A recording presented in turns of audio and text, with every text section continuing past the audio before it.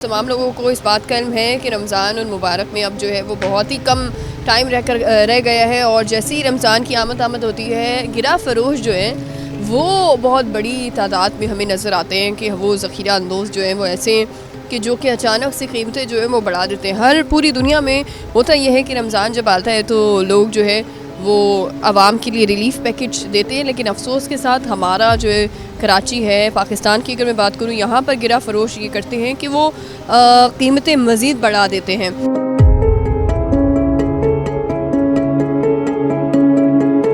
तो इस वक्त जो है वो हम नाज़माबाद गोल्ड मार्केट में मौजूद है और यहाँ पे हम जो है वो ऑपरेशन करने वाले हैं। आपको नज़र आएगा मेरे पीछे जो है वो इस वक्त ऑपरेशन जो है वो जारी भी है और ये ऑपरेशन जो है वो रोज़ की बुनियाद पर ऐसे हो रहे होते हैं क्योंकि हम मेक श्योर कर रहे हैं कि इस तरह के ऑपरेशन हो ताकि आवाम को जो है वो रिलीफ़ मिल सके। इस वक्त हमारे साथ जो है वो असिस्टेंट कमिश्नर जो है वो ओसामा हमारे साथ जो है वो मौजूद है।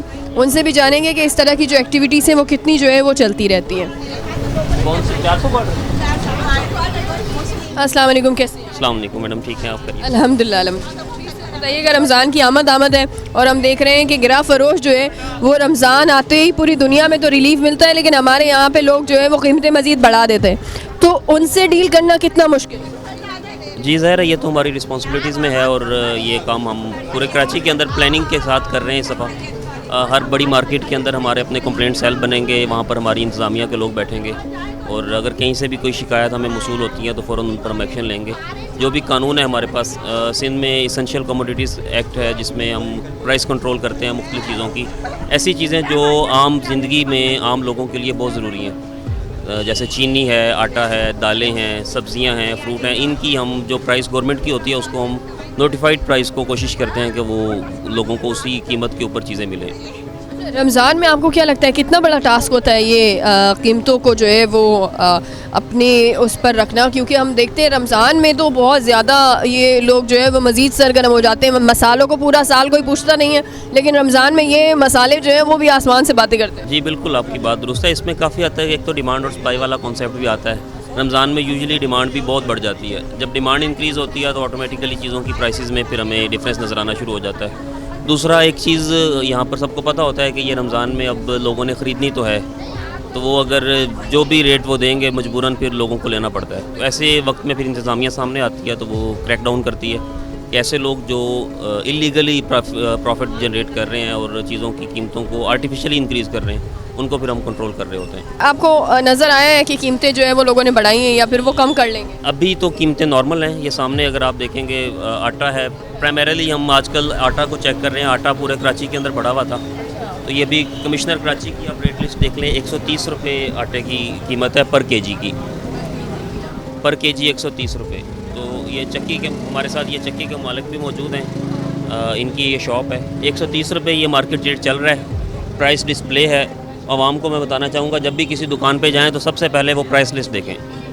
प्राइस लिस्ट लगा होना ये बुनियादी ज़रूरी अमल है। अगर ये नहीं होगा तो ये इटसेल्फ एक क्राइम है, इसके ऊपर इनको फ़ाइन हो सकता है। लेकिन अगर आटा, चीनी, दालों की बात की जाए तो कितने टाइम के बाद इनकी प्राइस लिस्ट चेंज की जाती है? ये यूजुअली हर 2 माह बाद, तकरीबन ये हर 2 माह बाद कमेटी बैठती है। वो इस पूरे इसकी डिमांड सप्लाई को देख रही होती है कि हमारी इस वक्त डिमांड कितनी है, सप्लाई कितनी है, और जो हमारी 3-4 डिपार्टमेंट्स हैं वो मिलकर ये फैसला करते हैं कि फिर इसमें रेट क्या होगा। वो रेट लिस्ट हर तकरीबन 2 से 3 माह के अंदर ये लिस्ट निकल आती है। इस वक्त मैं आपको बता रही हूँ कि ये जो प्राइस लिस्ट है लगी हुई है वो ज़रूर देखना जो है वो आप लोगों का भी फ़र्ज़ है कि आप देखा करें। ये देखें, इन्होंने जो लगाई हुई है वो अपडेटेड है। 4 फरवरी 2026 की हमें जो है वो ये प्राइस लिस्ट नज़र आ रही है, जिसके अंदर जो है वो रेगुलर आटा है उसकी प्राइस लिखी हुई है और जो है आपको रेगुलर आटा मिलता है रिटेल प्राइस पे अलग मिलता है। फ़ाइन आटे की प्राइस जो होलसेल रेट पर है वो अलग मिल रही है आपको, और चक्की का आटा जो है वो 130 में आपको रिटेल प्राइस पे अलग मिल रहा है। रिटेल प्राइस और उस पर फ़र्क होता है, तो ये भी आप लोग जो है वो ज़रा देख लिया करें। तो ये इस वक्त आटा है जो कि खालिस बेसन है। बेसन की प्राइस ये इन्होंने मेंशन लिखी हुई है, ये 220 रुपये किलो के हिसाब से जो है वो बेसन रखा हुआ है। और ये रमज़ान से पहले हम ये एक्टिविटी कर रहे हैं ताकि बाद में जो है वो प्रॉब्लम ना हो। अस्सलाम वालेकुम सर। अस्सलाम। अच्छा सर, ये बताइएगा कि आपने तो बड़ा माशाल्लाह से ईमानदारी से लगाया हुआ है। मैडम असल में ये है कि अगर चीज़ सस्ती आएगी तो मार्केट से, तो दुकानदार को अगर 4 आने 8 आने प्रॉफिट मिलेगा तो दुकानदार दे देते हैं। अगर पीछे मंडी में से अगर माल महंगा आएगा तो दुकानदार मजबूर हो जाते हैं। अब इस साल दालों का रेट सही है, ठीक है, गंदम का रेट थोड़ा ऊपर गया था, अभी फिर कंट्रोल हुआ है, और सफ़ेद आटे का रेट भी अब 100 रुपये आया है। दुकानदार 104 105 रुपये में बेच देते हैं। चलो उसको ये है कि अपना 10-20 रुपये खर्चा मिल रहा है। अच्छा, ये भी हम देखते हैं ज़्यादातर के रेट्स जो है वो अचानक से भी बढ़ा दिए जाते हैं। स्पेशली रमज़ान की मैं बात करूँ तो उसमें तो बहुत जल्दी रेट्स बढ़ जाते हैं। ज़्यादातर ये अनाज में नहीं बढ़ता, फ्रूट वगैरह ये चीज़ें बढ़ती हैं, सालों में भी बढ़ जाते हैं। सालों में भी बढ़ाते हैं लोग। हाँ, बाकी ये दाल चावल हुआ, आटा हुआ, बेसन हुआ, ये एक ऐसी चीज़ है इसमें बहुत कम बढ़ता है। रमज़ान आएगा तो ये प्राइस इसी तरह रहेंगे या फिर बढ़ सकती है? अगर रहे तो अल्लाह का शुक्र है, अगर इनका कोई पता नहीं पीछे उन वालों का, उनका नहीं पता। वो सब कहते हैं पीछे से आ रहा है, पीछे से आ रहा है। बस यही है, जाहिर सी बात है। गंदम का 65 से गई है 130 तक, 130 तक, तो क्यों बढ़ाई? गवर्नमेंट ने कोई एक्शन लिया? अवाम भी खामोश होते हैं। आवाम भी खामोश है। अब ये जनरल आइटम पे कितना बढ़ा दिया? एक साबुन पे 10 रुपये। अच्छा, आपको क्या लगता है कि ये प्राइसेस जब बढ़ते हैं तो आवाम का रुझान आप देखते हैं कि वो कम होता है या फिर वो इसी तरह होता है चाहे कोई भी दाम हो? होता है, उसमें लड़ाई झगड़े शुरू हो जाते हैं, कम हो जाता है, बहस हो जाती है दुकानदार के साथ, वो बहुत सारे मसाइल पैदा होते हैं। तो ये इस वक्त मैं आपको बता रही हूँ कि आवाम का जो रुझान है वो भी, जब महंगाई, जाहिर सी बात है, जब महंगाई होती है तो वो आवाम का रुझान उस तरह नहीं होता जिस तरह से होना चाहिए। तो ये इस वक्त जो है वो इंतज़ामिया चेक भी कर रही है कि जो प्राइसेस हैं उनको चेक इन बैलेंस रखना ज़रूरी है। आगे चलते हैं और मज़ीद जो मार्ट्स हैं उन पे भी देखते हैं कि वहाँ पे क्या एक्टिविटीज़ जो है वो चल रही हैं। ये लिस्ट आप देख सकते हैं कि ये लिस्ट इनकी सामने डिस्प्ले है। इसमें जैसे ये आटे की डिस्प्ले है, इसके बाद एक लिस्ट हमारे पास आती है जो चीनी की है। 24 दिसंबर की है। हाँ, अब ये अगले 2 महीने यही चलेगी, ईद तक की यही लिस्ट है। हाँ, यही रेट चलेगा ईद तक। अब चीनी का जो 143 ये रेट है, तो 143, 144, 145 तक ये मार्केट में बिक रहा होता है। अगर कोई एक्सेसिवली महंगा बेचता है, जैसे 160, 170 तक बेचता है, तो उसके ऊपर काफ़ी हम सख्त क्रैकडाउन करते हैं। उसमें फ़ाइन होता है। अगर वो वायलेशन रिपीट हो रही है तो फिर फ़ाइन की क्वांटिटी बढ़ जाती है, और अगर फिर भी वो वायलेशन कर रहा है तो फिर दुकान सील हो जाती है। अच्छा, ऐसा तो नहीं है कि ये आप लोगों को देख के रेट लिस्ट रख लेते हैं? बाज़ जगहों पर ऐसी शिकायत भी आती हैं। ये चूँकि बड़ी मार्केट है, बड़ी मार्केट होने की वजह से यहाँ कंपटीशन ज़्यादा है। तो एक दुकानदार के पास अगर 145 रेट है तो दूसरे की मजबूरी होती है कि वो वही बेचे, क्योंकि अगर वो महंगा बेचेगा तो जहाँ से सस्ता मिल रहा है दुकान लोग वहाँ जाएंगे। बिल्कुल, यहाँ पर चूँकि हमारी अपनी एक कैंप लगता है, पूरा रमज़ान यहाँ पर हमारा कैंप रहेगा। बिल्कुल, यहाँ पर ये सामने आप देख रहे हैं, ये जो शेड बना हुआ है, इसके नीचे हमारे रिप्रेजेंटेटिव्स बैठे होंगे।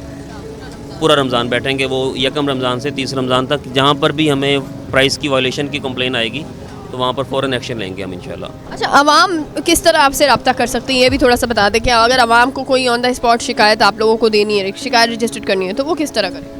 इसमें एक तो कमिश्नर पोर्टल बना हुआ है हमारे पास। आप कमिश्नर पोर्टल के ऊपर आप जाएंगे और अपनी कंप्लेन लिखेंगे, उसमें जो भी आपकी कंप्लेन है उसके साथ अगर आपके पास कोई भी एविडेंस है तो आप एविडेंस उसमें ऐड कर सकते हैं। फॉर एग्जांपल, अगर आपने परचेज़ किया इस दुकान से, चीनी परचेज़ की और उसकी स्लिप आपके साथ है, तो आप उसकी फोटो पिक्चर लेंगे और साथ अपलोड करेंगे कि हमें ये नोटिफाइड रेट पे नहीं मिली, ये महंगी मिली है। उसके बाद फिर गवर्नमेंट उस पर एक्शन लेती है। ठीक है जी। और ये इस वक्त हम बता रहे हैं, ये आवाम के लिए ज़रूरी है कि आवाम को हम बता रहे हैं कि भाई अगर आप लोग जो है वो जो है वो शिकायत करें तो इस तरह आप लोग कर सकते हैं। तो आप देख सकते हैं बेसन 210 रुपये, अभी 210 चल रहा है।